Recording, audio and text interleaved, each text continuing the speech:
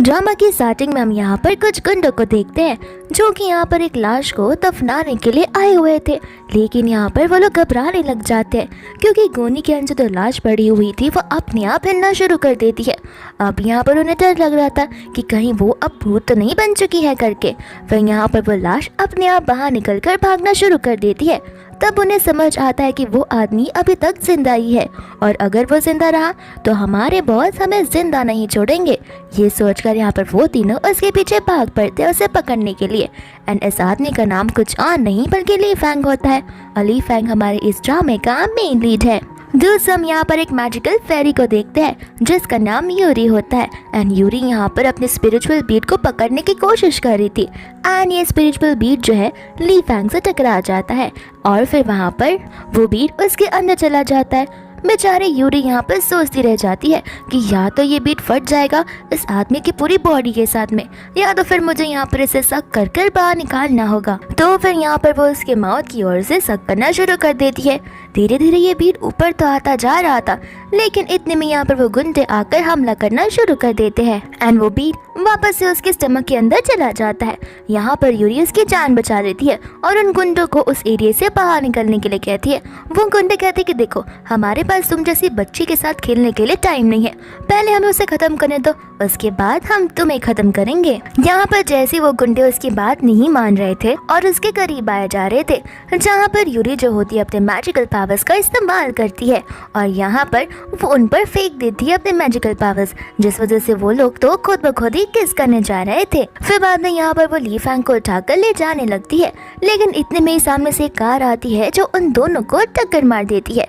फिर बाद में यहाँ पर नेक्स्ट मॉर्निंग हो जाता है, तब जाकर यहाँ पर वो बेचारी होश में आना शुरू करती है एंड यहाँ पर तो उसका सर फटे ही जा रहा था। फिर बाद में उसे अपने स्पिरिचुअल बीट के बारे में याद आता है, जहाँ पर वो अपनी पावर्स का इस्तेमाल करके कैलकुलेट करने लग जाती है और उसे ऐसा अंदाजा आने लगता है कि उसकी जो बीट है उससे और भी ज्यादा दूर होती जा रही है।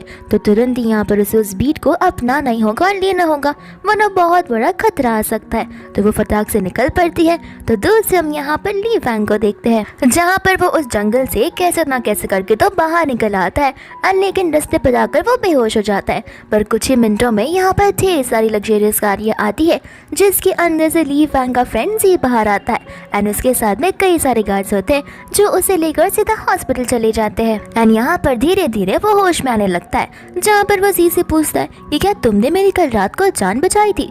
जी यहाँ पर उसे समझाने लगता है कि नहीं, जब हमें तुम मिले थे तब तुम एकदम अकेले थे और तभी तो दिन का समय था। तो यहाँ पर वो उसे बताने लग जाता है कि कोई तो था कल रात को जिसने मेरी जान बचाने की कोशिश की थी। जी यहाँ पर उसे याद करने के लिए कहता है उस इंसान की शक्ल, जहाँ पर धीरे धीरे वो रात की बात को याद करने लगता है, लेकिन यहाँ पर उसके सर में और भी ज्यादा पेन होने लगता है और उसे सब कुछ ब्लर दिखाई देता है। फिर बाद में यहाँ पर वो उस इंसान को जल्द से जल्द ढूंढने के लिए कहता है। दूसरे यहाँ पर यूरी जो है उस जंगल से गुजर रही होती है, जहाँ पर उसे स्मोक नजर आता है। तो फिर वो सोच पड़ जाती है कि आखिर वो कौन है जो यहाँ पर आग लगाने की कोशिश कर रहा है। फिर वहाँ पर हम मिया को और उसकी असिस्टेंट को देखते हैं। उसकी असिस्टेंट उसे कहने लगती है कि अगर आप यहाँ पर आग जलाओगी तो हो सकता है ये आग तेजी से पूरे जंगल में फैल जाए। तो फिर मिया यहाँ पर उस पर गुस्सा करती है और उसे तब पर मारकर कहती है कि मुझे मत सिखाओ, एक तो मैं यहाँ पर फंस चुकी हूँ तुम्हारी वजह से। यहाँ पर उसके असिस्टेंट उसे कहने लगती है, लेकिन जब आपको यहाँ पर आना था तब तो मैंने आपको मना किया था, बट आप ही ने मुझे कहा था कि तुम मुझे फॉलो करते हुए आओ, इस वजह से मैं आपके पीछे चली आई। यहाँ पर वो उस पर और गुस्सा करती है, कहती है कि एक बार मुझे यहाँ से बाहर निकलने दो, मैम मैंने तुम्हें पूरी इंडस्ट्री से बाहर निकाल दिया ना, तो फिर देखना। इतने में यहाँ पर यूरी आ जाती है और आधी यहाँ पर वो उस आग को बुझा देती है। मियाँ यहाँ पर उसे गुस्सा करने लगती है। यूरी कहते हैं कि तुम्हारे बाप की प्रॉपर्टी नहीं है जो यहाँ पर जहाँ मन चाहे वहाँ आग लगा दोगी। तो फिर यहाँ पर मियाँ उस पे ऊपर गुस्सा कर कहती है कि लगता है तुम ड्रामा सी देखती हो, इस वजह से तुम्हें पता नहीं है कि मेरे कितने सारे फैंस हैं। यूरी यहाँ पर तो उसकी बातों को सुन भी नहीं रही थी। वो कहती है कि जो भी हो तुम, लेकिन नेक्स्ट टाइम से ऐसा माउंटेन साइड में करना मत, वरना मैं तुम्हें छोड़ूंगी नहीं। इतना बोलकर वो वहाँ से चली जाती है। मियाँ उसके पीछे जाने वाली थी, लेकिन यूरी ने अपने मैजिकल पावर्स का यूज किया था, जहाँ पर मियाँ नीचे ही गिर जाती है। असिस्टेंट यहाँ पर कहने लग जाती है कि वो तो मुझे मैजिकल फेरी की तरह लग रही थी। मियाँ कहती कि मैजिकल फेरी कम, मुझे वो भूत ज़्यादा लग रही थी। अब उसकी बातों को तुम सुनो ना और जल्दी से यहाँ पर आग जलाओ। तो फिर यहाँ पर फायर का इस्तेमाल कर यानी कि लाइटर का इस्तेमाल कर वो लोग झाड़ियों में फायर लगाना शुरू कर देते हैं। लेकिन यहाँ पर अचानक से पानी की बौछार आने लगती है। जब जब वो लोग आग लगा रहे थे तो फिर यहाँ पर वो दोनों के दोनों चिल्लाना शुरू कर देते हैं। इतने में यहाँ पर हम जी को देखते हैं जो अपने गार्ड के साथ में उस तरफ आ रहा होता है और जी यहाँ पर उन दोनों को देख लेता है। तो फिर यहाँ पर वो उन दोनों से पूछने लगता है कि तुम में से आखिर किसी ने कल रात को किसी इंसान को बचाने की कोशिश की थी। मियाँ यहाँ पर कहने लगती है कि कौन से इंसान की तुम बात कर रहे हो। एंड यहाँ पर जी जो है ली फैंग की आइडेंटिटी को एक्सपोज कर देता है, जहाँ पर वो उसे वर्ल्ड का रिचेस्ट इंसान बताता है। एंड यहाँ पर सभी लोग उसे जानते हैं। तो फिर यहाँ पर मियाँ इस चीज़ को एक अच्छी अपॉर्चुनिटी मानते हुए आगे बढ़ जाती है एंड कहती है कि हाँ, मैंने ही उसकी कल रात को जान बचाई थी। फिर बाद में हम यहाँ पर ली फैंग को देखते हैं जो कि अपने कैबिन में बैठा था एंड यहाँ पर जी मियाँ को लेकर आ जाता है। तो फिर मियाँ यहाँ पर कहती है कि मैं ही हूँ वो जिसने आपकी जान बचाई थी। ली फैंग यहाँ पर सोच पड़ जाता है कि मुझे अभी भी डाउट जा रहा है कि इसी लड़की ने मेरी जान बचाई थी। यहाँ पर जी उसे बोलने लगता है कि जो मांगना है तुम यहाँ पर उससे मांग सकती हो। तो फिर यहाँ पर मियाँ कहने लगती है कि आखिर मैं क्या मांगूँ, क्योंकि मैं यहाँ की टॉप 1 एक्ट्रेस में से आती हूँ। मेरे इंस्टा पे भी 10 मिलियन फॉलोवर्स है। यहाँ पर ली फैंग उसे अपना मुंह बंद रखने के लिए कहता है, बोलता है कि ठीक है, जो भी कुछ है तुम्हारे पास वो बताने की ज़रूरत नहीं है। फ्यूचर में अगर तुम्हें किसी चीज़ को लेके मदद पड़ेगी तो फिर तुम यहाँ पर जी से कह सकती हो, वो आकर मुझे बता देगा। यहाँ पर मियाँ ली फैंग को कुछ तो कहने वाली थी, लेकिन जी मियाँ को साफ साफ कुछ कहने से मना कर देता है एंड बोलता है कि अब हमें बाहर चलना चाहिए, बॉस ने अपनी विश कह दी है। बाद में यहाँ पर ली फैंग की एक चिट के ऊपर नजर पड़ती है और वो चिट किसी और ने नहीं बल्कि मियाँ ने ही पीछे छोड़ा होता है। उस चीट में मियाँ ने किस किया होता है, साथ साथ अपना कॉन्टैक्ट नंबर भी लिखा होता है। यहाँ पर ली फैंग का डाउट जो है वो बढ़ता जा रहा था कि मैं 75% तो श्योर ही हूँ कि ये इंसान वो इंसान नहीं थी जिसने मेरी कल रात को जान बचाई थी, वो तो कोई और ही लग रही है मुझे। इतने में यहाँ पर उसे उसकी मॉम का कॉल आ जाता है जो उसे कहने लगती है कि फाइनली हमें तुम्हारे भाई का पता चल चुका है। ली फैंग कहते हैं कि हो सकता है शायद से कि एक फेक न्यूज़ हो। उसकी मॉम कहते हैं कि मुझे नहीं पता, कुछ भी कर उस जगह पर जाओ और उसे ढूंढ निकालो। फिर बाद में यहाँ पर हम देखते हैं यूरी को, जहाँ पर वो अब सिटी में आ चुकी थी एंड यहाँ पर वो अपने बीट को ढूंढ रही थी। इतने में यहाँ पर सामने से कार आती है जो कि उसे टक्कर मार देती है एंड ये कार किसी और की नहीं बल्कि ली फैंग की ही होती है। ली फैंग यहाँ पर जी पर चिल्ला रहा होता है। दूसरा यहाँ पर जी जो है वो यूरी से उसकी हालचाल पूछा था और यहाँ पर यूरी का ध्यान सिर्फ और सिर्फ ली फैंग पे था, जहाँ पर ली फैंग को देखते ही उसके पास दौड़ पड़ती है एंड उसकी तरफ भागते ही यहाँ पर वो उसके लिप्स को सक करना शुरू कर देती है, जहाँ पर ली फैंग और तर्जी उसे अपने आप से दूर करने की कोशिश करते हैं। जी यहाँ पर कहते हैं कि तुम्हारी हिम्मत कैसे हुई मेरे बॉस को इस तरीके से मुलाज करने की, मूर्खो, अगर तुम यहाँ से अभी नहीं गई तो फिर मैं पुलिस को बुला दूंगा। यूरी यहाँ पर कहने लगती कि जैसा तुम सोच रहे वैसा नहीं है, मेरा एक प्रेशियस आइटम है जो कि इसके पास है। दूसरा में यहाँ पर ली फैंग की आंखों को देखते जो अचानक से रेड हो जाती है और उसकी पूरी की पूरी बॉडी वीक होना शुरू हो जाती है और तो यहाँ पर वो बेहोश भी हो जाता है। यूनी यहाँ पर सोचने लग जाती है कि लगता है ये मैटर अब मुझसे नहीं सॉल्व होगा, मुझे जाकर ग्रैंडमा से ही कुछ ना कुछ उपाय लेना होगा। फिर बाद में यहाँ पर वो जी से कहने लगती है कि मेरा इंतजार करना, मैं सोल्यूशन लेकर वापस आ जाऊंगी। इतना बोलकर वो वहाँ से भाग जाती है, जहाँ पर जी उस पर चिल्ला ही उठता है एंड यहाँ पर साथ साथ हम एक फोटोग्राफर को भी देखते हैं जो कि चुपके से उन लोगों की फोटो निकाल रहा होता है। फिर बाद में हम यहाँ पर यूरी को देखते हैं जो कि अपनी ग्रैंडमा से सोल्यूशन लेने के लाई थी एंड ग्रैंडमा यहाँ पर सोल्यूशन निकाल देती है। कहती है कि एक बहुत बेहतरीन आइडिया है, तुम उसके साथ में शादी कर लो, फिर तुम इजीली उस बीट को बाहर निकाल पाओगी। यूरी कहते कि नहीं ग्रैंडमा, शादी का और उस बीट का क्या रिलेशन है। ग्रैंडमा कहते कि रिलेशन है इसलिए तो मैं तुम्हें कह रही हूँ। यूरी साफ साफ मना कर देती है एंड सेकंड ऑप्शन के बारे में पूछने लगती है। ग्रैंडमा कहते कि टेंशन मत लो, ये सेकंड ऑप्शन और आखिरी ऑप्शन है, ये तो बहुत ईजी है, तुम्हें बस उस इंसान को जान से मारना होगा, फिर बीट खुद ब खुद तुम्हारे पास आ जाएगा। यूरी यहाँ पर जान से मार देने वाली बात को सुनकर घबरा जाती है एंड कहती कि आपको क्यों लगता है मैं एक बीट के लिए ये सब कुछ करूँगी, मुझे ह्यूमन लाइफ भी उतनी ही प्यारी है जितनी मेरी वो स्पिरिचुअल बीट है। एंड ग्रैंडमा यहाँ पर यूरी को समझाने लग जाती है कि देखो, पहला ऑप्शन ही बेहतर ऑप्शन है, ऐसे भी एक नॉर्मल शादी ही तो करनी है एक बीट को बाहर निकालने के लिए, वो तो तुम आसानी से कर लोगी और वो एक ऑर्डिनरी मैन है, तुम वहाँ पर ज़्यादा मैजिकल पावर्स का इस्तेमाल नहीं कर सकती हो। फिर बाद में यहाँ पर हम देखते हैं न्यूज़ मीडिया में, जहाँ पर न्यूज़ रिपोर्टर वो फोटो को बता रही होती है जहाँ पर ली फैंग जो है किसी लड़की को किस कर रहा था एंड यहाँ पर यूरी का फेस हिडन था। दोस्तों यहाँ पर मिया जो होती है उस न्यूज़ को देखकर अपना ग्लास गुस्से में नीचे फेंक देती है एंड सोचने पड़ जाती है कि आखिर ये कौन है जो कि इसे किस करने की इतनी कोशिश कर रही है।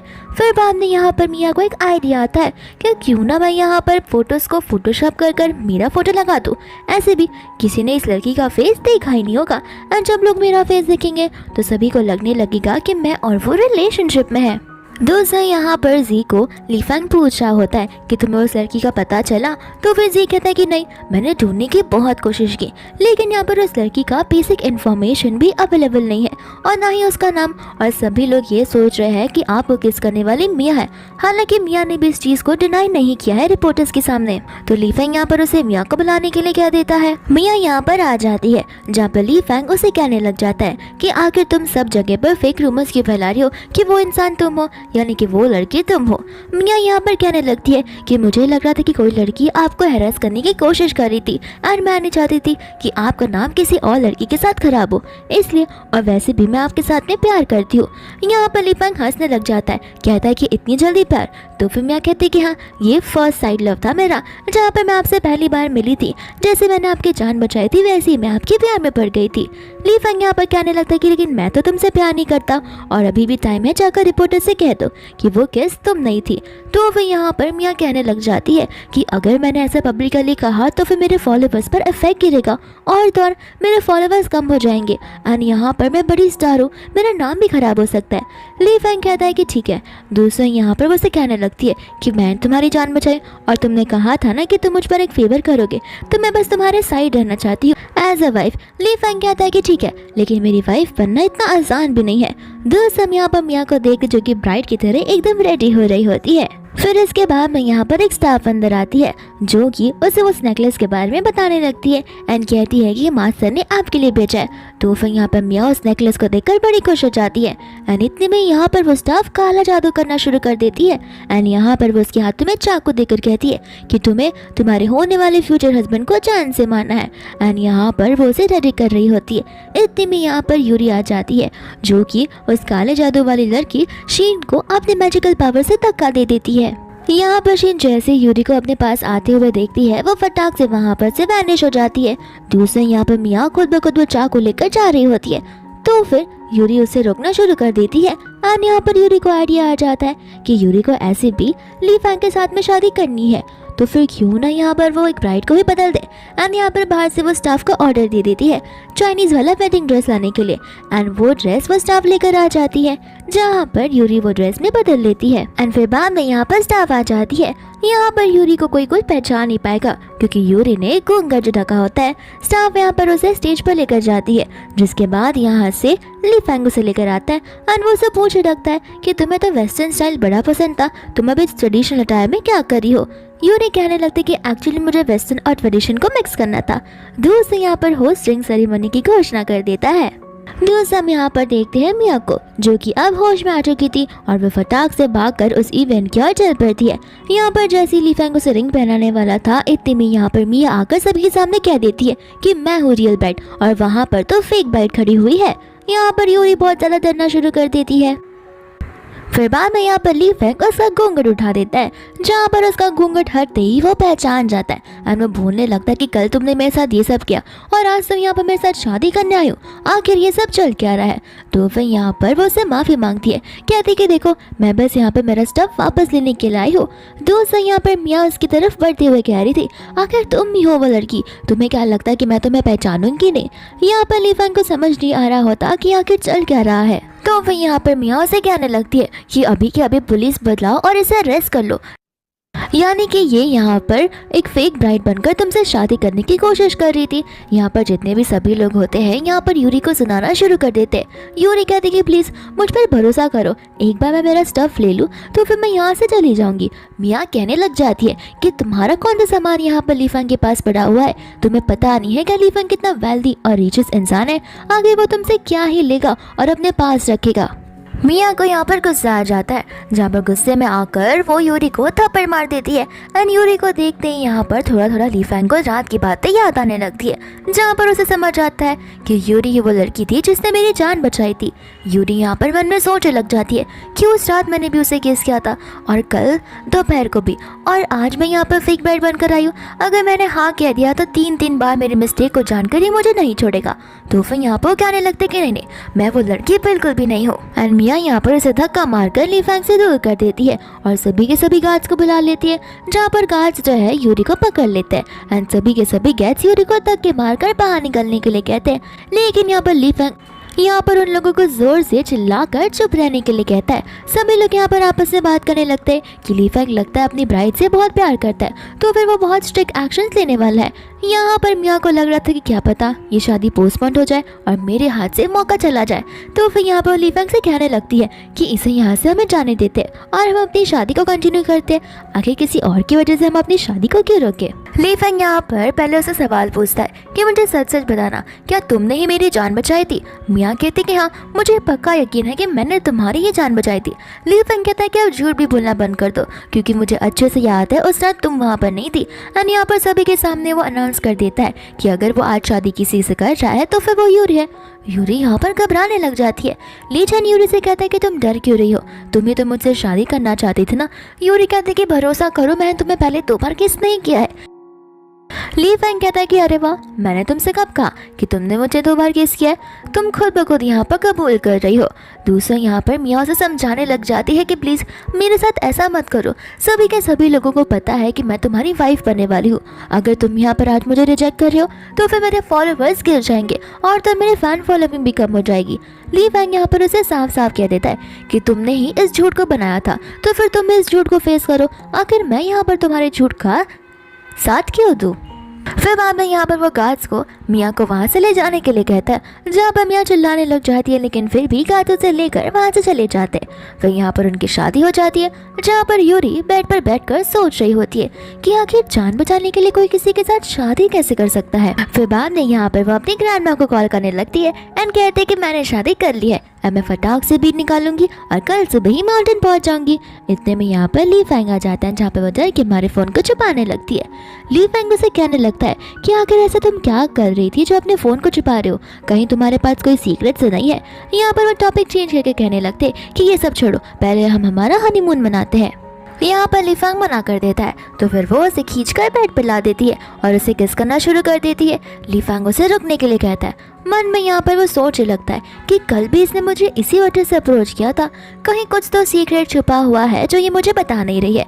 फिर यहाँ पर वो ऐसा नाटक करता है कि जैसे उसे फ़ोन आ रहा हो।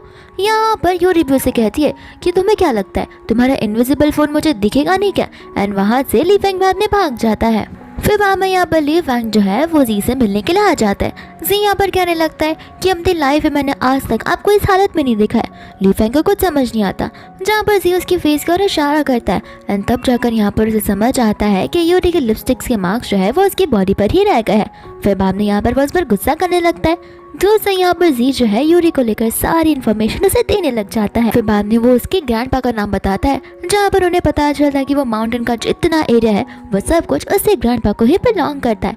एंड साथ साथ यूरी जब बॉर्न हुई थी तो फिर कुछ टाइम बाद उसके मॉम डैड को किसी ने मार दिया था, यानी कि किसी ने उनका मर्डर कर लिया था। फिर यहाँ पर वो उसे समझाने लगता है कि बॉस क्या पता वो आपको इसलिए अप्रोच कर रही हो क्योंकि उसे लगता है आपने उसके मॉम डैड को मारा हो। तो फिर यहाँ पर उसे कहने लगता है कि देखो तुम्हें भी पता है मुझे भी पता है, बात क्या है, तो ये चीज़ तो पॉसिबल ही नहीं है। दूसरा हम यहाँ पर मिया को देखते हैं जो कि अपना फेस छुपाकर बार में बैठकर ड्रिंक कर रही होती है। वो जो बहुत अपसेट हो गई थी। इतने में यहाँ पर आ जाती है शीन, जो उसे कहने लगती है कि तुमने जो कुछ भी खोया है मैं वापस तुम्हें दे सकती हूँ। मिया कहते कि आखिर तुम कहना क्या चाहती हो। तो शीन उसे समझाने लगती है कि आज जो कुछ भी हुआ वो मुझे सब कुछ पता है, तुम चाहो तो मैं तुम्हें उसकी वाइफ बना सकती हूँ। यहाँ पर वो उसे कहने लगती है कि तुम्हें क्या लगता है मैं पागल हूँ और तुम्हारी आइडेंटिटी क्या है। शीन यहाँ पर कहती है कि मेरी आइडेंटिटी जानकर क्या करोगी, तुम्हारा काम हो रहा है इसमें ही खुश रहो। लेकिन यहाँ पर मिया से कहने लगते कि मैं कोई बेवकूफ़ नहीं हूँ, चुपचाप यहाँ से चली जाओ। माँ मैं यहाँ पर शीनू से अपना कार्ड देते हुए कहती है कि इसे रखना, मैं तुम्हारा रिवेंज लेने में हेल्प कर सकती हूँ। इतना बोलकर यहाँ से वो चली जाती है, जहाँ पर मिया ठान लेती है कि उससे ये रास्ता चुनना ही चाहिए। फिर बाद में यहाँ पर नेक्स्ट मॉर्निंग में यूरी ब्रेकफास्ट करना शुरू करती है, तो यहाँ पर वो पूछने लगती है कि आखिर मेरा हस्बैंड मुझे नजर नहीं आ रहा। स्टाफ यहाँ पर बताने लगती है कि अक्सर बॉस बहुत जल्दी ही घर से जाकर कंपनी जाया करते हैं और रात के समय भी वो घर पर नहीं आते। यूरी यहाँ पर सोचने लग जाती है कहीं जानबूझकर ये घर पर तो नहीं आ रहा। मुझे तो ये लगता है, लेकिन अगर वो घर पर नहीं आएगा तो मैं मेरा वेट वापस कैसे निकालूंगी। स्टाफ को लगता है कि यूरी शायद से रोने वाली है, तो वो उसे कंफर्ट करना शुरू कर देती है एंड कहती है कि मैं ना बहुत अच्छा सा लंच बनाऊंगी, तो फिर आप वो लंच लेकर कंपनी चले जाना। आपके हस्बैंड को यानी कि मेरे सर को बड़ा पसंद आएगा।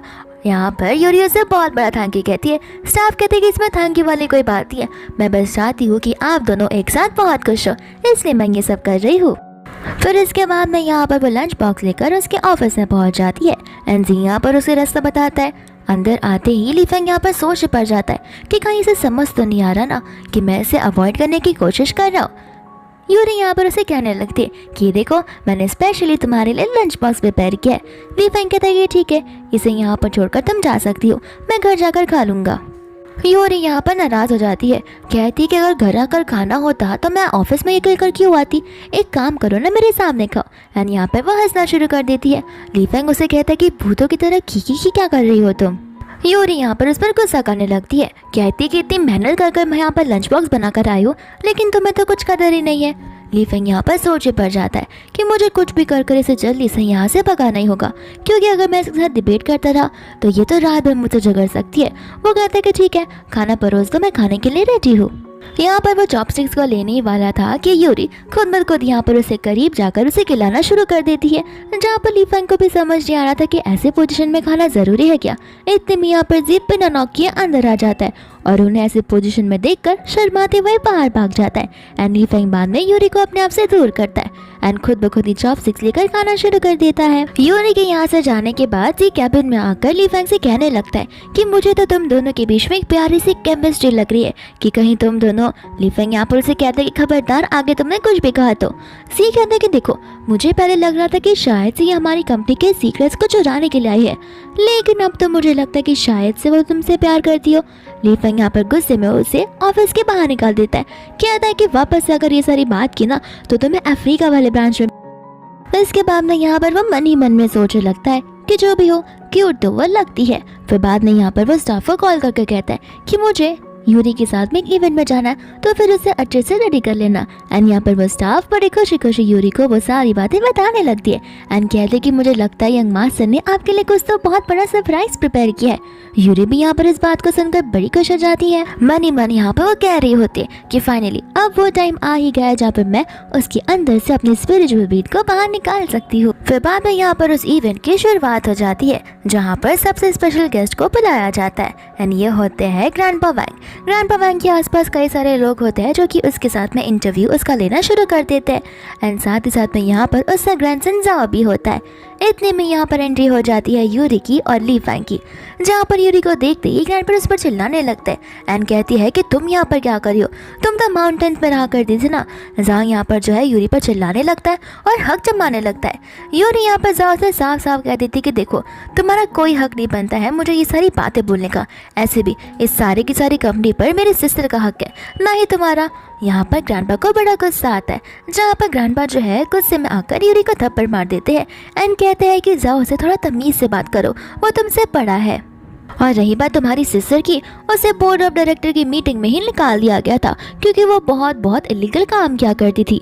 यहाँ पर यूरी को यकीन नहीं हो रहा था कि उसकी सिस्टर ऐसा कुछ कर सकती है। उसे पक्का यकीन था कि इसमें जाओ का ही कुछ ना कुछ तो हाथ होगा। जाओ यहाँ पर भी लीफेंग से कहने लगता है कि क्या तुमने पता नहीं सोचकर इस लड़की से शादी कर ली है, अभी भी टाइम है, पीछे हट जाओ। तुम्हें पता है जब इसने जन्म लिया था उसके पेरेंट्स तभी मर गए थे और इसकी बहन आए दिन नए लड़कों के साथ घूमती फिरती रहती है, तो तुम सोच ही लो जो भी इसके साथ में रहता है उसकी लाइफ हमेशा खराब ही होती है। यहाँ पर जाओ जब उसकी बुराई कर रहा था तो लीफेंग को गुस्सा आ जाता है एंड यहाँ पर वो उसे लात से मारकर नीचे गिरा देता है। ग्रैंडपा यहाँ पर ली फेंग से कहने लगते कि तुमने ये क्या किया, हमारी कंपनी इस कॉम्पिटिटर है, इसका मतलब ये नहीं कि तुम मेरे ग्रैंडसन के साथ ऐसे बर्ताव करोगे। तो वह यहाँ पर ली फेंग बोलता है कि ग्रैंडपा, लगता है आपकी नजरें कमजोर हो गई है, अभी यहाँ पर आपकी ग्रैंडसन ने मेरी वाइफ की बेइज्जती की है, तो आपको क्यों लगता है कि यहाँ पर खड़े खड़े मैं अपनी वाइफ की बेइज्जती को सहन कर सकता हूँ? और हाँ, अगर वापस से ऐसा कुछ होता है तो फिर मैं ये कॉर्पोरेशन को एंड करने के लिए तुरंत ही रेडी हूँ। जाओ फिर बाद में यहाँ पर ली फेंग से कहने लगता है कि तुम्हें क्या लगता है कि तुम बहुत बड़े हो क्या?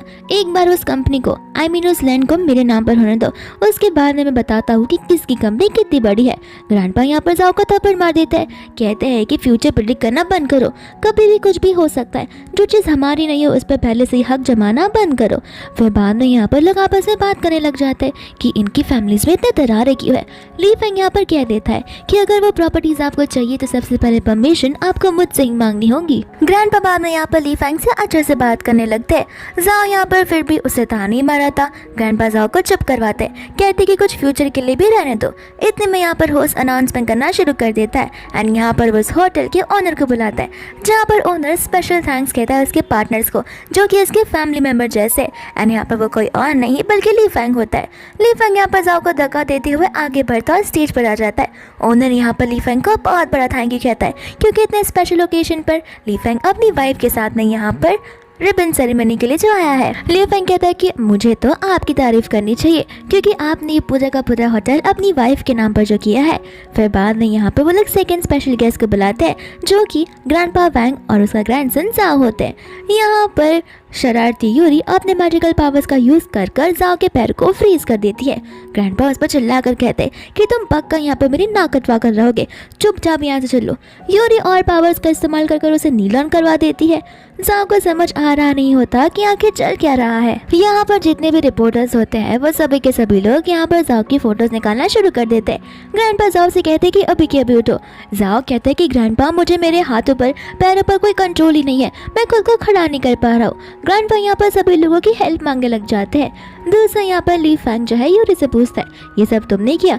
यूरी कहती है कि मैं ये सब कैसे करूँगी, क्या पता उसे नील रंग का मुझसे माफी मांगनी हो, या फिर क्या पता उसे बहुत ह्यूमिलेटिंग फील हो रहा हो स्टेज पर आने से।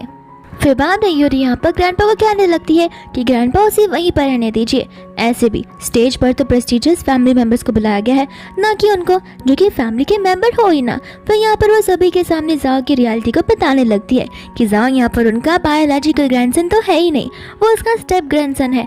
ये बात सुनते यहाँ पर सभी लोग आपस में चर्चा करने लगते हैं। दूसरा यहाँ पर होटल के मालिक को गुस्सा आ जाता है एंड वो ग्रैंडपा से कहते हैं कि आप ऐसे ओकेजन पर ऐसे लड़की को लेकर आए जो कि आपका ब्लड लाइन भी नहीं है। फिर बाद में यहाँ पर यूरी जो है अपने पावर्स को रिलीज कर देती है, जहाँ पर जाओ खुद ब खुद जाकर होटल ओनर से माफी मांगता है, कहता है कि इसकी बातों पर यकीन मत करो। होटल का जो ओनर होता है वो उन दोनों को उस इवेंट से बाहर निकलवा देता है। फिर हम बाद में यहाँ पर शीन को और मिया को देखते हैं। शीन कहते हैं कि देखा मिया वो कितनी ज्यादा ताकतवर है। मिया कहते हैं कि तो मेरा खाली एक ही उपाय है और मेरा खाली एक ही एम है कि मुझे उस लड़की को जिंदा मार देना है। शीन यहाँ पर उसे काम डाउन करती है, बोलते है कि तुम टेंशन मत लो, तुम्हारा गोल तो हम अचीव कर रहेंगे। मानी मानी यहाँ पर वो कह रही होती है कि जब यहाँ पर वो लड़की मर रही होगी ज़्यादा यहाँ पर तो ली फेंग भी मरेगा, क्योंकि मैं तो सिर्फ और सिर्फ उसी की मौत चाहती हूँ। यहाँ पर मिया को पता नहीं होता कि शीन का मेन गोल क्या होता है एंड यहाँ पर शीन तो बस उसे यूज़ कर रही है। दोस्तों यहाँ पे वो सभी के सभी मेन गेस्ट जो होते हैं वो रिबन को कट कर रहे थे एंड यहाँ पर रिपोर्टर्स फोटोग्राफ्स ले रहे थे, लेकिन पीछे से यहाँ पर एक लड़की दौड़ती हुई आती है जिससे ग्लास में एसिड होता है एंड यहाँ पर वो एसिड फेंकने वाली थी यूरी के ऊपर, पर बीच में यहाँ पर ली फेंग आ जाता है एंड यहाँ पर वो जो एसिड होता है ली फेंग के बैग पर गिर जाता है और उसका बैग जो है जलना शुरू हो जाता है एंड वो बड़ी जोर जोर से चिल्लाने लगता है। यूरी भी यहाँ पर घबरा जाती है, फिर फटाक से यहाँ पर ली फेंग को ले जाया जाता है हॉस्पिटल की ओर। यूरी बाद में यहाँ पर उस लड़की को कहने लगती है कि तुम क्या पागल हो थोड़ी सी, तुम्हें समझ भी आ रहा है कि तुम क्या कर रही हो। वो लड़की यहाँ पर कहने लगती है कि आज तो बच गई तुम, लेकिन मैं तुम्हें बिल्कुल नहीं छोड़ने वाली, तुम्हारी वजह से मेरी सिस्टर की लाइफ खराब हो चुकी है। यहाँ पर यूरी समझ जाती है कि ये मिया की एक फ्रेंड है, तो वो उसे कहने लगती है कि जो तुमने आज किया है ना उस वजह से तुम्हें जेल भी जाना पड़ सकता है। तो फिर यहाँ पर वो लड़की कहने लगती है कि कोई मुझे जेल में डाल ही नहीं सकता है, क्योंकि मैं लीगली 18 साल की जो नहीं हुई हूँ। यूरी उसे बोलते कि जिसके ऊपर वो एसिड गिरा है वो वॉरियर ग्रुप का प्रेसिडेंट है, तो तुम्हारी एज तो मैटर करती नहीं है, वो तुम्हें जेल क्या पूरे के पूरे चाइना से भी बाहर निकाल सकता है। वह यहाँ पर चिल्लाने लगती है, जहाँ पर गार्ड्स उस लड़की को लेकर चले जाते हैं। दूर से यहाँ पर मिया और शीन दोनों के दोनों डर जाते हैं, तो फिर शीन यहाँ पर मिया को लेकर वहाँ से चली जाती है ताकि यूरी उन्हें देख ना पाए। लेकिन यहाँ पर यूरी को जो है शीन की बैड एनर्जीज ऑलरेडी सेंस होने लगती है और उसे समझ आने लगता है कि क्या पता शीन हर एक जगह उनका पीछा कर रही हो। यूरी यहाँ पर हॉस्पिटल में आ जाती है जहाँ पर वो बड़ी टेंशन ले रही थी ली फैंग की, एंड यहाँ पर ली फैंग धीरे धीरे होश में आने लग जाता है, जहाँ पर यूरी बहुत घबरा जाती है कि न जाने उसे कितना पेन हो रहा होगा उस जलन के मारे। ली फैंग उसे कहता है कि मुझे पता है वो सब कुछ किसने किया है, वो मिया की ही कोई फ्रेंड रही होगी। यहाँ पर यूरी बाद में उसे माफ़ी मांगने लगती है एंड कहती है कि ये सब कुछ मेरी वजह से हो रहा है।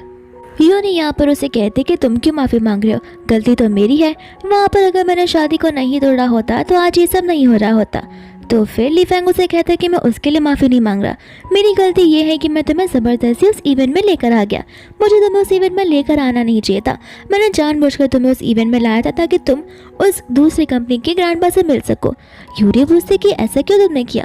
ली फैंग कहने लगता है कि मुझे लग रहा था कि शायद से तुम उस कंपनी की कोई इन्वेस्टिगेटर रहोगी जो यहाँ पर मेरे कंपनी के सीक्रेट्स जानने आई हो।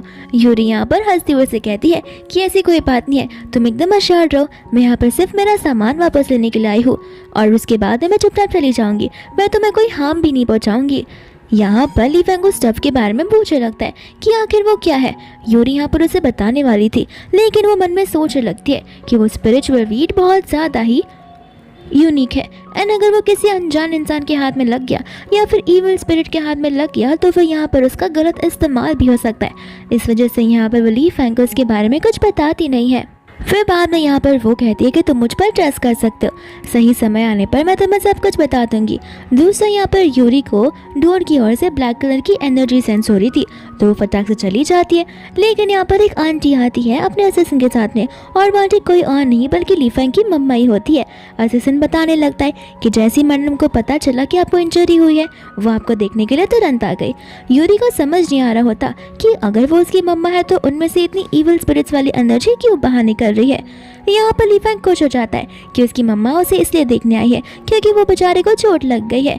यहाँ पर उसकी मम्मा उस पर चिल्ला कर कहती है कि पहले मैंने तुमसे कहा था कंपनी का ओनरशिप लेने की कोई जरूरत नहीं है, वो पोजीशन तुम्हारे भाई की थी लेकिन तुमने जानबूझकर वो पोजीशन उसके हाथों से छीन ली और तुम्हारी वजह से उसकी जान चली गई एक कार एक्सीडेंट में। यहाँ पर ली फैंग को गुस्सा आ जाता है, वो कहता है कि कंपनी का ओनर तो मुझे कभी नहीं बनना था, ग्रैंडपा के कहने पर मैंने ये सब किया है और रही बात मेरे भैया की डेथ की तो मेरी वजह से तो बिल्कुल नहीं है, वो एक नॉर्मल कार का एक्सीडेंट था। यहाँ पर आंटी जो है ली फैंग को कहते कि तुम्हारी वजह से सब कुछ हुआ है, अगर तुम इस दुनिया में नहीं होते ना तो मेरा बेटा आज भी जिंदा होता। ली फैंग कहते कि मेरा बेटा, आपका कहने का क्या मतलब है कि मैं आपका बेटा नहीं हूँ, क्या मैं आपका इलॉजिकल बेटा हूँ। यहाँ पर आंटी का गुस्सा आ जाता है, आंटी उसे थप्पड़ मार देती है, बोलती है कि अपनी हद मत बात करो। फिर बाद में यहाँ से वो चली जाती है जहाँ पर यूरी को ली फैंग के लिए बड़ा बुरा लगने लगता है एंड यहाँ पर ली चैंग बहुत एम्बैरेस फील करने लगता है, इसलिए वो यूरी को वहाँ से बाहर भेज देता है। यूरी यहाँ पर बेंच पे बैठकर सोच रही होती है कि ली फैंग जैसे अमीर इंसान की लाइफ में भी इतनी प्रॉब्लम हो सकती है, मुझे कभी समझ नहीं आता था। मुझे लगता था कि इनके पास इतने सारे पैसे तो इनकी लाइफ तो कितनी नॉर्मल होती होगी। इतने में यहाँ पर यूरी को उसके सिस्टर सिया का कॉल आने लगता है, जहाँ पर सिया बहुत ही बीमार थी तो वो उसे अपने पास बुला रही थी एंड यूरी यहाँ पर भागते हुए उसके हॉस्पिटल रूम में चली जाती है, जहाँ पर वो साफ साफ देख सकती है कि उसकी बहन की हालत बहुत ही खराब है।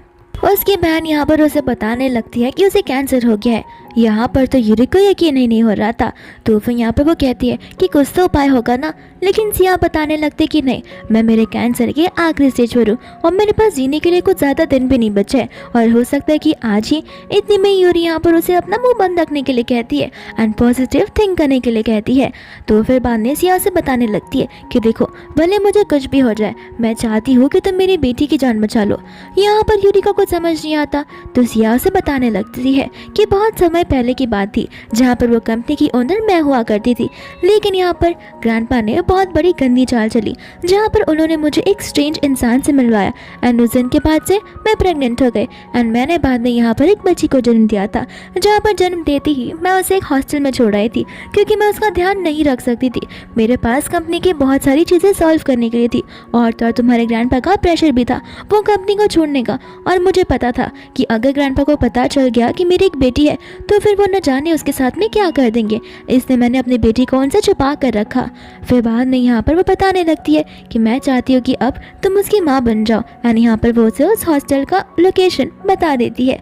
फिर बाद में यूरी वहाँ पर उस जगह पर पहुँच जाती है जहाँ पर उसे उसकी बेबी मिल जाती है एंड वो उसे लेकर अपने घर पर आ जाती है जहाँ पर वो एकदम भोली भाली सी होती है।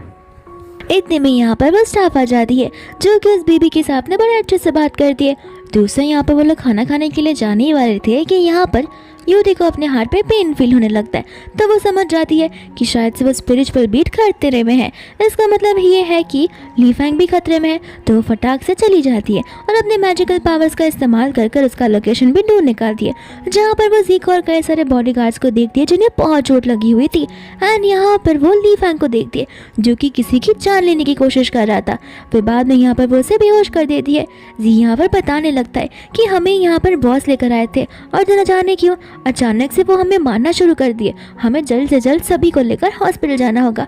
यूरी कहती कि नहीं तुम सब हॉस्पिटल चले जाओ, बॉस को मैं यहीं पर ठीक कर दूंगी और वो उसे लेकर घर आ जाती है। फिर बाद में यहाँ पर घर आकर वो उसे मेडिसिन देना शुरू कर देती है जहाँ पर उसे समझ आ रहा होता है कि आखिर ये सब कुछ ही हो रहा है उस स्पिरिचुअल बीट की वजह से।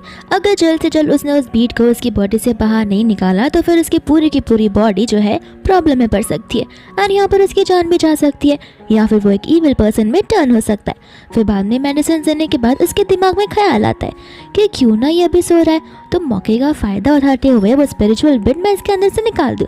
फिर यहाँ पर वो उसके शर्ट्स के बटन को ओपन करने लगती है लेकिन इतने में यहाँ पर ली फैंग की नींद खुल जाती है। मनी मनी उसे सोचने लगती है कि अब तो इसे ऐसा लग रहा होगा कि मैंने इसकी बॉडी के साथ में इसके लिए शादी की है। तो बाद में यहाँ पर ली फैंग शावर लेने के चला जाता है जहाँ पर यूरी जो है एकदम सेक्सी सा ड्रेस पहनकर बैठ जाती है ताकि वो ली फैंग को सेड्यूस कर सके एंड यहाँ पर वो उसे करीब जाती जाती है। यहाँ पर ली फैंग को लग रहा होता है कि आखिर वो कौन सी चीज़ है जो मुझसे वापस लेने के लाई है। तो फिर यहाँ पर वो ओवर थिंक करना शुरू कर देता है। दूसरा यहाँ पर यूरी होती है जिसका सिर्फ और सिर्फ फोकस उस बीट पर होता है। ली फैंग यहाँ पर उसे बीच में रोक देता है एंड कहता है कि मुझे नहीं लगता मैं इस चीज़ के लिए रेडी हूँ और मेरे अंकल ने एक बहुत ही स्पेशल वाइन लाया, तुम चाहो तो हम उसे साथ में ड्रिंक कर सकते हैं। एंड यहाँ पर ये ली फैंग का प्लान होता है कि ढेर सारा उसे ड्रिंक करवाना एंड ड्रिंक करते समय तो अगर कोई नशे में आ जाता है तो वो हमेशा सच्चाई ही कहता है। फिर बाद में यहाँ पर वो लोग ड्रिंक करने लगते हैं जहाँ पर यूरी को ड्रिंक चढ़ने लगती है। फिर बाद में यहाँ पर धीरे धीरे वो उसे सवाल पूछना शुरू कर देता है जहाँ पर यूरी उससे बोलने लगती है कि मुझे पता है तुम्हारा प्लान क्या है लेकिन मैं बहुत स्मार्ट हूँ। इतना बोलते ही यहाँ पर वो बेहोश हो जाती है यानी कि वो सो जाती है। फिर बाद में इसके बाद में नेक्स्ट मॉर्निंग हो जाती है जहाँ पर ली फैंग उसे अपना कार्ड देता है, कहता है कुछ चाहिए होगा तो तुम इससे खरीद सकती हो, इसमें अनलिमिटेड पैसे हैं। एंड यहाँ पर यूरी जो होती है वो कार्ड को लेकर बड़ी खुश हो जाती है कि अब यहाँ पर बिना मैं कुछ काम किए कितने सारे पैसे कमा लूँगी। इसके बाद में यहाँ पर हम देखते हैं मियाको और शीन को जो कि आपस में प्लानिंग कर रहे होते हैं। एंड यहाँ पर शीन जो है मिया को कुछ तस्वीरें देती है एंड ये फोटोज यूरी की होती है कि वो किसी के तो साथ है। मिया कहते कि अगर ये वाली फ़ोटो कहीं वायरल हो गई तो फिर यहाँ पर यूरी की तो बड़ी बेइज्जती हो जाएगी और तो ली फैंग उसे छोड़कर चला जाएगा। एंड यहाँ पर वो प्लान कर देती कि वो उस फोटोज़ को ऑनलाइन पोस्ट कर देगी। दूसरा हम यहाँ पर यूरी को देखते हैं जो कि अपनी बहन सिया की बेबी के साथ में होती है एंड यहाँ पर उसने उसकी बेटी के लिए बहुत सारी शॉपिंग की होती है। उसकी बेटी यहाँ पर कहने लगती है कि मम्मा आप बहुत अच्छी हो लेकिन मैं नहीं चाहती कि आप मेरे ऊपर इतना ज़्यादा पैसे खर्च करो। यूरी यहाँ पर उसे समझाने लगते कि देखो मेरे पैसे कहाँ जाएंगे, तुम मेरी बेबी हो तो फिर ऑफ कोर्स सी बात है कि तुम्हारे ऊपर ही मैं खर्च करूँगी। एंड यहाँ पर बाद में वो लोग बबल वाले गम से खेलना शुरू कर देते हैं जहाँ पर यूरी की नज़र पड़ती है सिया पर। तो फिर वो सिया के पास चली जाती है एंड कहती है कि तुम्हें पक्का रिग्रेट नहीं होगा, तुमने अपनी बच्ची से एक बार तो मिल लो। लेकिन यहाँ पर सिया मना कर देती है, बोलती है कि अगर मैं उसे मिलने के लिए गई तो फिर उसे पता चल जाएगा कि मैं कौन हूँ एंड लाइफ टाइम वो बेचारी ट्रॉमे में रह जाएगी, इसलिए मैं नहीं चाहती कि उसे कुछ भी पता चले। यहाँ पर बाद में यूरी उसकी बीबी का नाम पूछने लगती है, जहाँ पर वो उसे कहती है कि जो तुम्हारे मन में है तुम उसे नाम दे सकती हो। फिर बाद में यहाँ पर यूरी उसकी बेबी के पास चली जाती है एंड उसे एक न्यू नेम देती है जो कि सिया होता है, यानी कि उसकी बहन का ही नाम। फिर बाद में यहाँ पर वो सिया पीछे मुड़ कर देखती है क्योंकि उसे लग रहा था कि कोई तो उसे देख रहा है, लेकिन यहाँ पर कोई होता नहीं है। असल में उसकी खुद ही की मॉम झाड़ू के पीछे से उसे चाहते हुए देख रही थी। फिर बाद में यहाँ पर यूरी चली जाती है ली फैंग की ग्रैंडपा के पार्टी में। यहाँ पर ली फैंग को आने में देर हो जाएगी, इसलिए वो यूरी को अंदर जाकर एंजॉय करने के लिए कहता है। यूरी यहाँ पर अंदर चली जाती है, जहाँ पर उसे कई सारे डिजर्ट्स दिखते हैं, तो वो एक एक करके उन्हें ट्राई करने लगती है।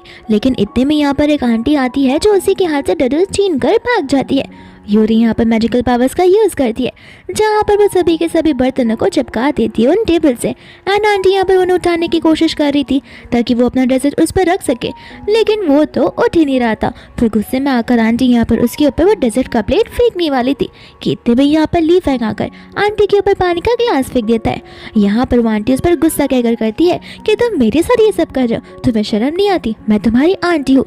ली फैंग कहते कि आपको शर्म नहीं आती? आप यहाँ पर यंगर जनरेशन के साथ क्या कुछ नहीं कर रही हो? आप इतनी बड़ी हो, आपको थोड़ी समझदार रहना चाहिए। आंटी यहाँ पर कहने लगती है कि एक आउटसाइडर के लिए तुम यहाँ पर उसकी साइड ले रहे हो। तो फिर ली फैंग कहता है कि इज्जत से बात कीजिए, वो कोई आउटसाइडर नहीं है, वो मेरी वाइफ है। ये बात सुनती आंटी कहने लगती है कि अब मैं समझ रही कि तुम इसकी साइड इतनी क्यों ले रहे हो और ऐसी बदतमीज लड़की के साथ शादी करने की क्या ही जरूरत थी। ली फैंग कहते कि बदतमीज वो नहीं, बदतमीज आप हो। इतने में यहाँ पर ली फैंग की मम्मा आ जाती है, जहाँ पर वो आंटी चली जाती है उसकी मम्मा से कंप्लेंट करने के लिए। और उसकी मम्मा यहाँ पर कहने लगती है कि देखा, मैं तुमसे पहले ही कहा था कि तुम तो बदतमीज हो ही, साथ साथ ऐसी बदतमीज बहू भी हमारे घर पर ला दी है। बेहतर होगा अगर ये लड़की यहाँ से चली जाए तो। ली फैंग कहता है कि ये यहाँ से नहीं जाने वाली क्योंकि आज ग्रैंडपा का बर्थडे है और उन्होंने हमें यहाँ पर इनवाइट किया। आंटी कहती है कि जाना तो उसे पड़ेगा ही। ली फैंग कहता है कि ठीक है, मैं भी साथ में चला जाऊँगा। तो फिर उसकी मम्मा भी बोलती है कि चलेगा, तुम दोनों के दोनों यहाँ से बाहर निकल जाओ। लेकिन यहाँ पर यूरी को बुरा लगने लगता है क्योंकि वो तो यहाँ पर बस ग्रैंडमा को हैप्पी बर्थडे विश करना चाहती थी, लेकिन यहाँ पर तो सब उल्टा सीधा ही हो गया। यहाँ पर इतने में ग्रैंडपा आ जाते हैं जो कहने लगते हैं कि इतने खुशी के मौके पे आकर कौन है जो इतना झगड़ रहा है। तो फिर आंटी यहाँ पर ग्रैंडपा के पास आकर यूरी की कंप्लेंट करना शुरू कर देती है। यूरी यहाँ पर ग्रैंडपा से माफ़ी मांगती है, कहती है कि मैंने ऐसा कुछ किया नहीं है और ना ही मेरा कोई इंटेंशन था और मैं आज आपके बर्थडे को स्पेशल बनाना चाहती हूँ, ना कि ख़राब, इसलिए मैं यहाँ से जा रही हूँ। वो यहाँ से जाने लगती है तो ग्रैंडपा कहने लगते हैं कि तुम इतनी आसानी से यहाँ से क्यों जा रही हो। आंटी कहने लगती कि देखा, बेहतर होगा कि अगर तुम नी लर्न कर माफ़ी मांगो तो। ली फैंग यहाँ पर साफ साफ कह देता है कि यूरी ये सब नहीं करने वाली। ग्रैंडपा यहाँ पर हंसते हुए कहते कि मुझे नहीं लगा था कि कभी तुम अपनी वाइफ को इस तरीके से प्रोटेक्ट भी कर पाओगे, एंड मैं कहाँ उसे ये सब करने के लिए कह रहा हूँ। मैं तो चाहता हूँ कि यूरी यहाँ पर रुके और वो through out the birthday party मेरे साथ रहे ताकि मैं सभी लोगों को यूरी से इंट्रोड्यूस करवा पाऊँ एज अ मेरी great grand daughter in law. यहाँ पर ये बात सुनते ही सभी को बड़ी खुशी होती है, लेकिन आंटी अभी भी चुगलीबाजी ही कर रही थी। तो फिर ग्रैंडपा यहाँ पर उस आंटी को थप्पड़ मार देते हैं, अनाप शनाप बातें करने के लिए मना करते हैं। दोस्तों यहाँ वहाँ पर शीन को देखते हैं जो कि सिया के घर में घुस आती है, अन्वी स्टाफ को बेहोश कर देती है। सिया यहाँ से भागने वाली थी लेकिन शीन उसे किडनैप कर लेती है एंड मिया भी उसकी साथी होती है एंड यहाँ पे वो तीनों के तीनों जा रहे होते हैं ग्रैंडपा की इवेंट की ओर। दूसरी ओर आंटी को गार्ड्स बाहर निकाल लेते। आंटी यहाँ पर मिया को देखकर पहचान जाती है। मिया कहते कि आज मैं यहाँ पर यूरी का पूरा एक्सपोजर करने आई हूँ। बाद में यहाँ पर उस बच्चे को इंट्रोड्यूस करवाती है। मिया को यहाँ पर पता होता है कि सिर्फ वो उसकी बेटी है, लेकिन उसे पीछे की रियल सच्चाई नहीं पता थी। उसे लग रहा था कि शायद से इसे किसी मैन के साथ ने अफेयर किया है, तो फिर ली फैंग तो उसे छोड़ ही देगा। यहाँ पर सिया को समझ में आ रहा होता है कि क्या चल रहा है। तो फिर यहाँ पर वो सब लोग जैसे अंदर जाते हैं, मिया यहाँ पर उसे अपनी मम्मी को बुलाने के लिए कहती है, लेकिन सिया यहाँ पर कुछ बोलती नहीं है, वो चुपचाप बस मुंह बनकर खड़ी होती है। तो फिर यहाँ पर मिया सभी के सामने सच्चाई खोल देती है। यहाँ पर यूरी को सभी को सच्चाई बतानी होती है, लेकिन उसे पता था कि अगर सब सच्चाई सुनेंगे तो साथ साथ सिया भी उनकी बातें सुन लेगी, और अगर ऐसा हो जाएगा तो फिर सिया बहुत ज़्यादा ट्रॉमेटाइज हो जाएगी। इस वजह से यहाँ पर वो एक्सेप्ट कर लेती है कि वो उसी की बेटी है एंड यहाँ पर आकर वो उसे माफ़ी मांगने लगती है। फिर बाद में वो आंटी कहने लगती कि देखा, मैंने कहा था ना कि इतनी बुरी यूरी इंसान है, यहाँ पर तो उसका अफेयर किसी और के साथ चल रहा था। दोस्तों यहाँ पर मिया चली जाती है ली फैंग के साथ में और उसे अपना लव एक्सप्रेस करने लगती है। ग्रैंडपा यहाँ पर होते हैं जो आंटी को एक बार फिर से थप्पड़ मार देते हैं और वहाँ से जाने के लिए कह देते हैं। बाद में यहाँ पर ली फैंग आगे बढ़ता है यूरी की ओर एंड वो उसके कान में कहता है कि मैं तुम्हें माफ कभी भी नहीं करूंगा। एंड यहाँ पर बाद में वो सिया को उठाकर कहने लगता है कि सिया किसी और की नहीं बल्कि हम दोनों की ही बेटी है। एंड ये बात हमने सबसे छुपा कर रखी क्योंकि हम नहीं चाहते थे जो मेरे भाई के साथ हुआ वो यहाँ पर मेरी बेटी के साथ भी कभी हो जाए, इस वजह से हमने इस चीज़ को सीक्रेट ही रखा था।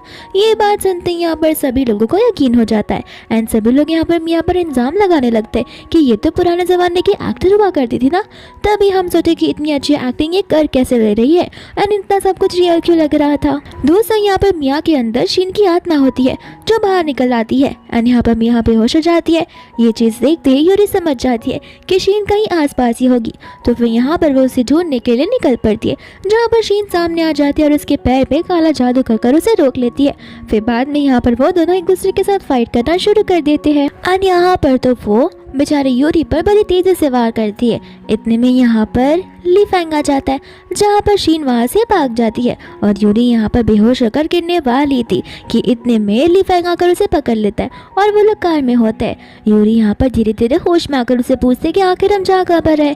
ली फैंग कहता है कि हॉस्पिटल, लेकिन यूरी कहते कि मुझे घर ले चलो। और यहाँ पर घर जाने के बाद उनके बीच में मेकआउट होने लगता है, जहाँ पर मेकआउट होने के बाद यूरी का जो बीट था उसे वो वापस मिल गया था। यहाँ पर वो आज रात की बात को लेकर कुछ बात करना चाहती थी, लेकिन ली फैंग उसे कहता है कि हमारे पास पूरी लाइफ पड़ी है उसके बारे में बात करने के लिए। एंड यहाँ पर जैसे वो सुबह उठती है उसे बड़ा बुरा लगने लगता है क्योंकि अब उसका बीट उसके पास वापस आ गया है, लेकिन अब उसे ये जगह छोड़कर जानी पड़ेगी। फिर बाद में यहाँ पर हम देखते हैं ली फैंग को जो कि ब्रेकफास्ट के लिए उसका इंतजार कर रहा था। यूरी यहाँ पर नीचे आती है और उसे सारी बातें बताने लग जाती है कि अब टाइम आ गया है जहाँ पर उसे वापस माउंटेन की ओर जाना होगा। ली फैंग कहता है कि जाने से पहले कम से कम मुझे एक्सप्लेनेशन तो देते जाओ। यूरी कहती कि अरे मैंने कहा ना मैं तुम्हें प्रोटेक्ट कर रहूँगी। ली फैंग कहता है कि प्रोटेक्शन की नहीं, मैं यहाँ पर तुम्हारी डॉटर की बात कर रहा हूँ। तो फिर यहाँ पर यूरी उसे बताने लग जाती है कि एक्चुअली में वो मेरी डॉटर नहीं है, असल में वो मेरी सिस्टर की बेटी है। एंड बाद में वो अपनी सिस्टर की सारी कहानी उसे बताने लगती है एंड बाद में यहाँ पर उसे कॉल आ जाता है हॉस्पिटल से जो उसे बताने लगता है कि मरने से पहले यहाँ पर आपके सिस्टर ने उनके सारे बिल और प्रॉपर्टीज आपके नाम पर कर दी थी। फिर बाद में यहाँ पर यूरी चली जाती है अपनी बहन का सारा सामान लेने के लिए एंड जैसे यहाँ पर वो जाती है वो जाओ को पाती है एंड जाओ यहाँ पर उसे अंदर जाने नहीं दे रहा था, वो उसके साथ झगड़ रहा था। यूरी कहती कि मुझे मजबूर मत करो। जाओ कहता तुम मेरा क्या ही बिगाड़ सकती हो, तुम एक नॉर्मल सी लड़की भी हो, तुम्हारे पास कहाँ इतनी ताकत होगी। यूरी बाद में यहाँ पर अपनी पावर्स का इस्तेमाल करती है और उसका इस्तेमाल करके यहाँ पर वो उसकी बॉडी को फ्रीज करती है, साथ साथ वो तो उसे चांटी भी लगाती है एंड बाद में वो ऊपर की ओर चली जाती है अपनी बहन का सामान लेने के लिए। साथ साथ यहाँ पर एक डायरी भी रखी होती है जिसके अंदर उसकी सिस्टर ने लिखा हुआ था कि मुझे नहीं लगा था कि तुम हमें इस तरीके से अबंडन कर दोगे। एंड यहाँ पर एक फ़ोटो थी एंड ये फ़ोटो किसी और की नहीं बल्कि ली फैंग की होती है। यूरी यहाँ पर गुस्से में आ जाती है, उसे लगता है कि कहीं सिया सचमुच उसी की तो बेटी नहीं है, मुझे सब कुछ पता लगाना होगा। फिर बाद में यहाँ से वो जाने लगती है। इसके बाद में यहाँ पर वो उसे छोड़ने के लिए कहता था यानी कि जाओ, लेकिन यहाँ पर यूरी उसी को ये बात मानती नहीं है, कहती है कि मेरे जाने के बाद तुम खुद ब खुद 1-2 घंटे बाद रिलीज हो जाओगे। एंड 1-2 घंटे बाद रिलीज होने के बाद जाओ यहाँ पर चले जाता है ब्लैक मास्टर के पास में एंड यहाँ पर वो एक विश लेकर आया था कि उसे किसी की तो जान लेनी है। इतने में ब्लैक मास्टर बाहर आती है और वो कोई और नहीं बल्कि शीनी होती है। फिर बाद में यहाँ पर जाओ उसे यूरी के बारे में बताने लगता है। शीनी यहाँ पर मन में सोचने लगती है, लगता है इस लड़की ने सभी के नाक में दम कर रखा है और इसका आज फाइनल टाइम आ ही गया है।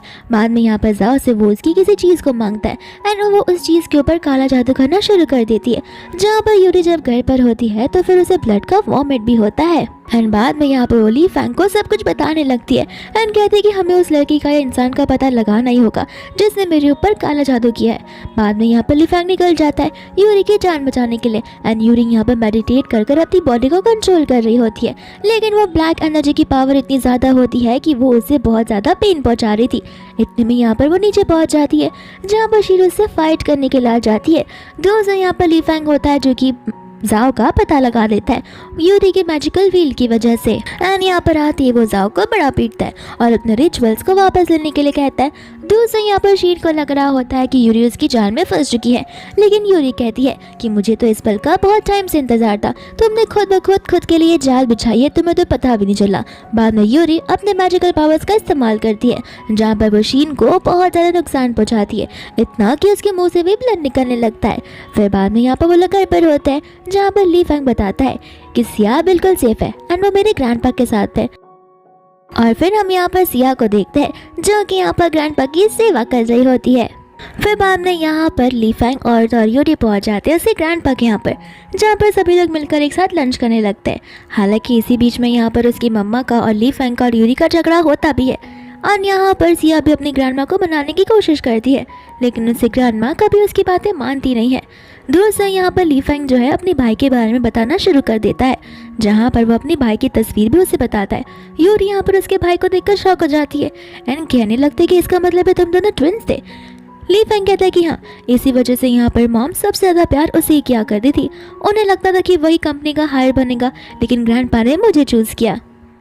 यहाँ पर तो यूरी को शक होने लगता है कि कहीं सिया उसके भाई की बेटी भी हो सकती है। ली फैंग उसे कहता है कि मैं तुम्हें मेरे डैड की जगह पर लेकर चलता हूँ, और यहाँ पर वो उसके डैड की जगह पर ले जाता है, जहाँ पर उसके डैड का ग्रेवयार्ड था। फिर बाद में यहाँ पर ली फैंग अपने आप ही बेहोश हो जाता है, जहाँ पर यूरी जो है मेडिकेशन और योगा करना शुरू कर देती है और अपने मैजिकल पावर्स का इस्तेमाल करती है। एंड तब जाके यहाँ पर इसे समझ आता है कि सिया किसी और की बेटी नहीं बल्कि उसकी सिस्टर और ली फैंग की ब्रदर की बेटी है। ऐसे ही यहाँ पर ली फैंग होश में आ जाता है, जहाँ पर यूरी उसे सारी बातें बताकर उसे माफ़ी मांगने लगती है कि उसने ली फैंग पर बहुत ज़्यादा शक किया है। ली फैंग भी यहाँ पर खुश हो जाता है कि एटलीस्ट उसके पास उसके भाई की कोई तो चीज़ है। ली फैंग यहाँ पर यूरी से अपनी फीलिंग्स कन्फेस करता है। यूरी भी यहाँ पर उसे कहती है कि मुझे भी यहाँ पर ये जगह को छोड़कर जाना नहीं है, लेकिन मैं खुद की फीलिंग्स को लेकर श्योर बिल्कुल नहीं थी, लेकिन अब मैं बिल्कुल श्योर हो चुकी हूँ। बट मैं एक चीज़ कहना चाहती हूँ कि मैं मेरी लाइफ में उस बच्ची को हमेशा हमेशा के लिए रखना चाहती हूँ, लेकिन अगर तुम ना कहोगे तो मैं तुम्हारे साथ नहीं रह सकती, क्योंकि मेरे लिए वो बच्ची बहुत ज़्यादा इंपॉर्टेंट है। यहाँ पर ली फैंग कहने लगा कि वो बच्ची जितना तुम्हारे लिए इंपॉर्टेंट है उतना मेरे लिए भी है, और मैं उसका डैड बनकर रहूँगा और मैं उसे बहुत अच्छे से परवरिश दूंगा। फिर एक दूसरे को वो लोग हक करने लगते हैं एंड इसी के साथ ये मूवी यहीं पर खत्म हो जाती है।